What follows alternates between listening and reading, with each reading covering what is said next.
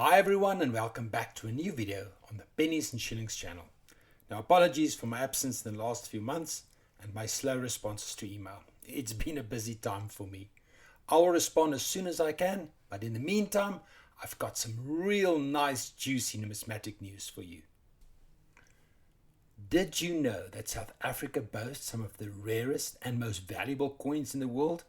The majority of these coins are from the Zuid-Afrikaanse Republic, or the ZIR series, which were minted from 1892 onwards, or possibly 1874 if you include the Burgersport. Now recently we've seen some record prices in the hobby, especially for the ZIR pieces.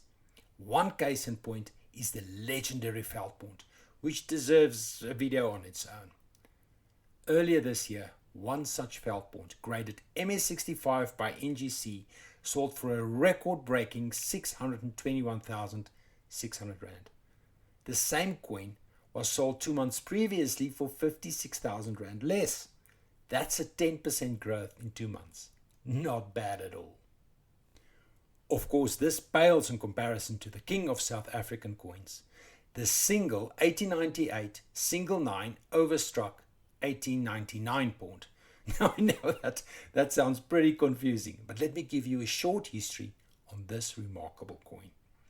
At the start of the Anglo Boer War between the Boer republics of the Transvaal, Orange Free State and the British Empire, President Paul Kruger ordered new gold coins to be minted to cement the independence of the republic and subsequently help fund the war. New dies were manufactured in Germany, but these were intercepted by the British on its way to the Transvaal. Not to be deterred, the Boers decided to use the 1898 dies to mint the coins and then simply punch 2 9s manually on the obverse, signifying that these were actually 1899 pawner. As the old adage goes, a Boer maak 'n plan, which translates to a Boer makes a plan. However, as the first 9 was struck, it was realized that the 9 is way too big as it protruded into the bust of President Kruger. Consequently, no further coins were overstruck with this punch, and a smaller punch was used for the rest.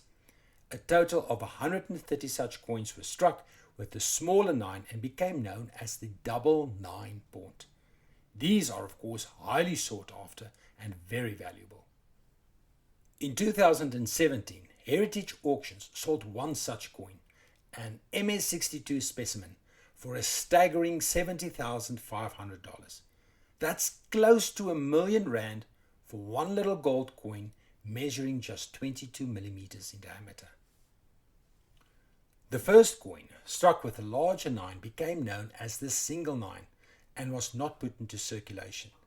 It was gifted to the USA Consul General C.E. Macram in a ceremony to establish the Republic's identity as an independent country. Macram even scratched an M on the coin to mark his ownership of the coin. Any other coin with such a marking would be deemed a problem coin, significantly reducing its value. In most cases, it will be given a details grade with a scratched or graffiti designation. But in this instance, it is part of the history of the coin and actually adds to the significance and provenance. I find this very fascinating. The coin only resurfaced in 1954, almost half a century later, when it went on sale as part of King Farouk's elaborate coin collection. The coin was sold to Dr. Froelich as part of lot 902 for 655 Egyptian pounds, and the coin finally came home.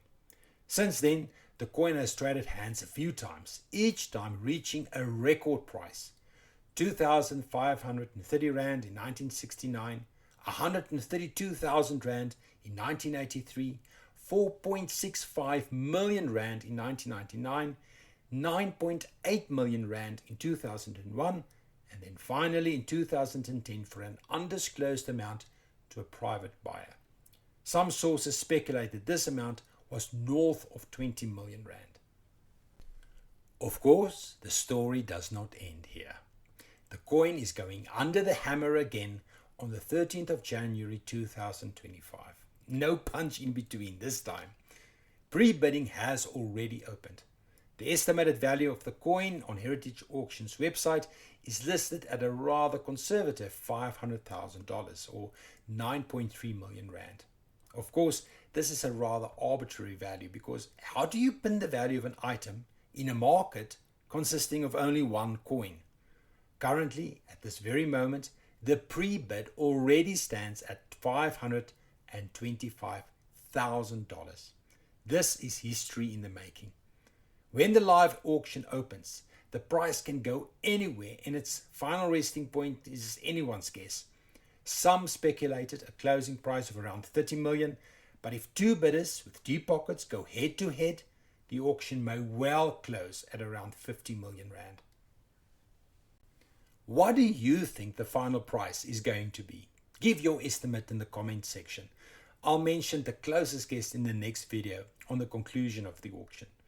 For the record, my guess is 22.5 million rand. Let's see who can get the closest. Now this year is bound to be a great year for numismatics. I wish you and your family a prosperous 2025. Thank you for watching and, as always, happy collecting.